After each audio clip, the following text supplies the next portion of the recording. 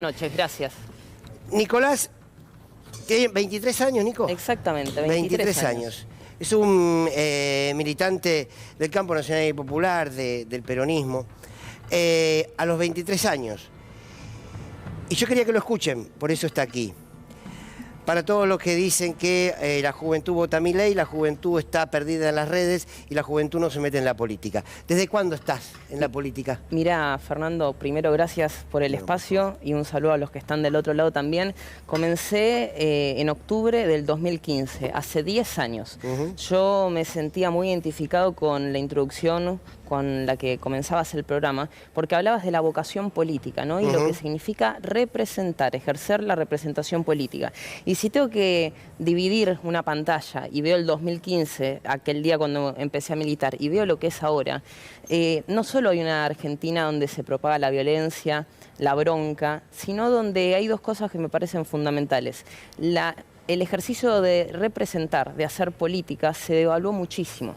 Y también se rompió el valor de la palabra. Para mí la palabra tiene un rol fundamental, porque la política lo que tiene que hacer es las aspiraciones individuales, los problemas que tiene la gente en el día a día, es darle un vehículo para pensar que desde la política hay una esperanza para que no solo en un futuro lejano pueda vivir mejor, sino que en el día a día ese presente pueda ser mucho más feliz. Vos decís que yo comparto que hay un problema de representatividad política. ¿Por qué crees que sucede? ¿Y por qué crees que sucede sobre todo con muchos de tu generación, ¿no? Sí, claro.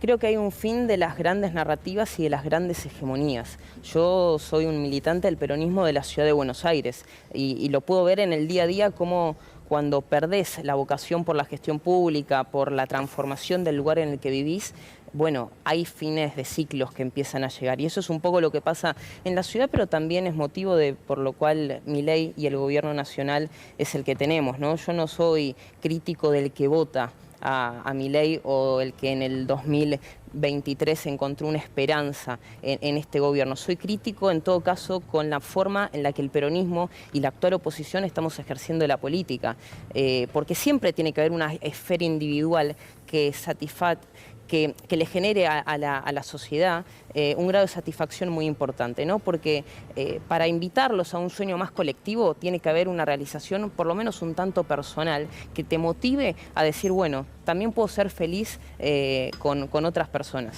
¿Vos crees que hay un sector de la sociedad que se cansó de la dirigencia o que se cansó de la política? Porque a veces pasa esto, no se pone en valor la política, pero no hay dirigentes que representen. Insisto, y sobre todo en tu generación, que es como lo más fácil no es hacer lo que haces vos. Sí, claro. Lo más fácil es mandar a todo el mundo al diablo. Sí, al diablo. Mirá, creo que hay un problema con la actual dirigencia política, porque si me preguntás la política o qué significa la política, vos y otras personas que nos están escuchando del otro lado entienden que es la herramienta de transformación, ¿no? Esa frase histórica con la que pensamos a la política. Ahora, eso en el día a día, ¿qué significa? Con eso no comés, no, claro, no comés.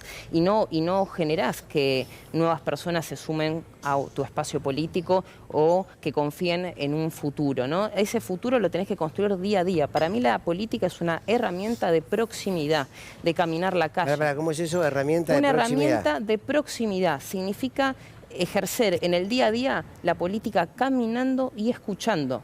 En la ciudad de Buenos Aires sería calle por calle, barrio por barrio, comuna por comuna. Tenemos que entender que la política es eso, es escuchar más que hablar y es caminar más que mandar. Me parece que hay que cambiar ciertas ideas con las que se vino ejerciendo la política en este tiempo y entender que de todas formas todos hacemos política, ya sean en una sociedad de fomento, en una asociación civil, en un club de barrio, en un centro cultural.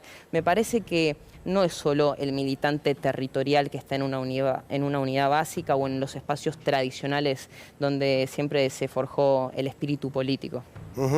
En el gobierno de Néstor Kirchner y sobre todo de Cristina Kirchner, la juventud se sumó mucho a la política. Se organizó, bueno, nacieron organizaciones políticas, y si se quiere, cuando se va Cristina Kirchner, por supuesto que muchos siguen, pero la juventud se ha despolitizado. Sí, claro.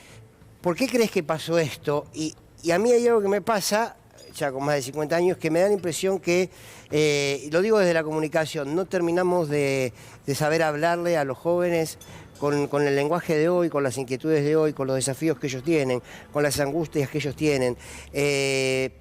¿Por qué crees que ha surgido en los jóvenes ese proceso de despolitización?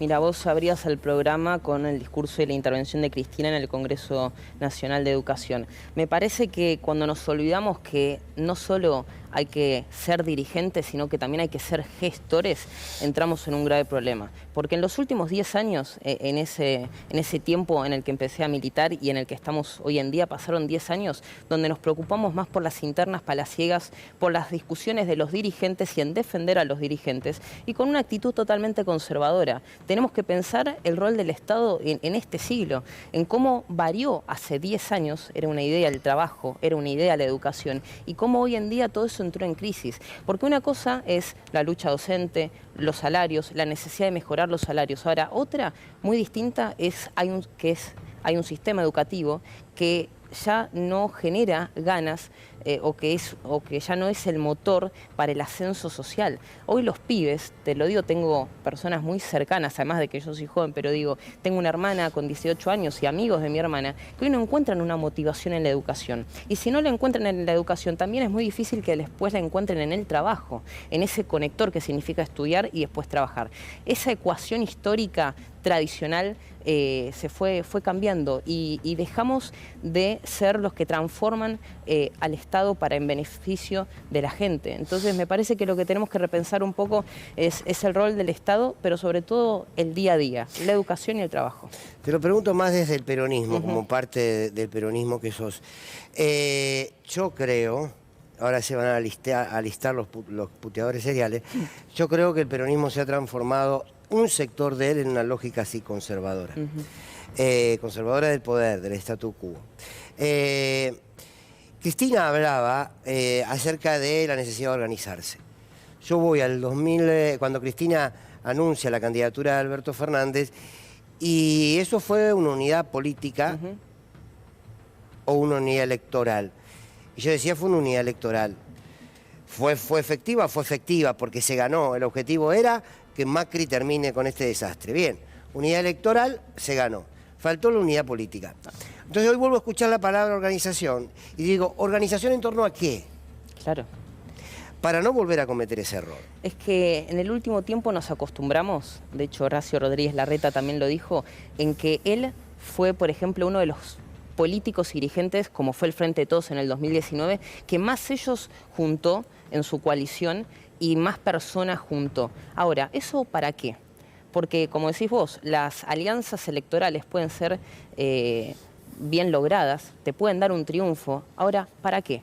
Para que tengas después los ministerios loteados de distintos dirigentes que piensan cosas distintas. Entonces, ante ese escenario, yo no puedo juzgar a un pibe que dice que hoy la política no le genera nada, o tal vez lo que le genera es violencia y bronca. Porque si a nosotros mismos, que tratamos de hacer de ese ejercicio cotidiano de la representación, nos genera frustración lo que está pasando en este tiempo y en los últimos años, ¿cómo no voy a entender a la persona que tal vez el único contacto con la realidad y con la política es por donde nos están viendo por la tele o por la radio?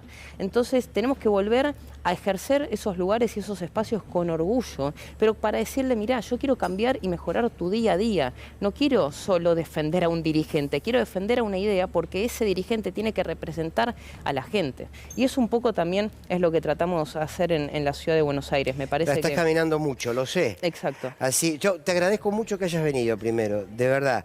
Y les cuento cómo nos enteramos de la existencia de Nicolás Descalzo. 23 años tiene. Precisamente porque nos decían, che, hay un pibe que está caminando en los barrios de la ciudad. Dicen, pibe, no despectivamente, sí, es claro. Un pibe, 23 años. Y lo escuchamos y charlamos con él y dijimos, lo tienen que escuchar, porque es parte de los desafíos que vienen.